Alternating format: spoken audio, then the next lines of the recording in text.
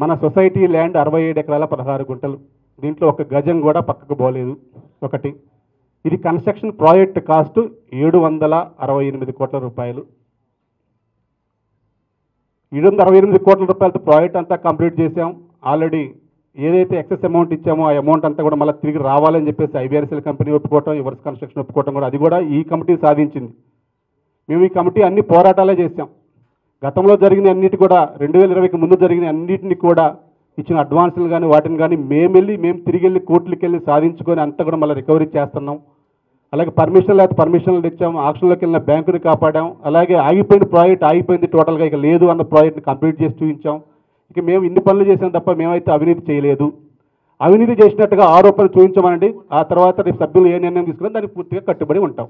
ఒక్కసారి ఎవరైతే అభియోగాలు చేస్తున్నారో వారందరినీ కూడా ఒక్కసారి మాకు జాయింట్ మీటింగ్ ఏర్పాటు చేసి ఈ యొక్క జనరల్ బాడీకి వారందరూ కూడా మేము తీసుకున్న నిర్ణయాలని వారి ముందు పెట్టి ఒక నిర్ణయం తీసుకొని దాన్ని బట్టి వెళ్దామని ఇంకా ఫైనల్ టాస్క్ అనుకోండి ఇది.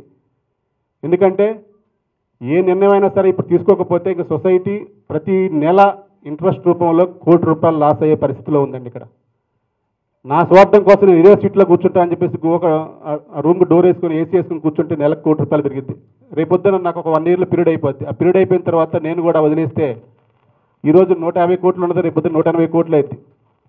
ఆ 180 కోట్లు కూడా మళ్ళీ ఇటు కన్స్ట్రక్షన్ ఆగిపోయిన ప్రాజెక్ట్కి మళ్ళీ లీకేజీలు వచ్చి మళ్ళీ వాటి మరమ్మతులకి మళ్ళీ పెట్టుబడి ఇంకా ఎక్కువైంది.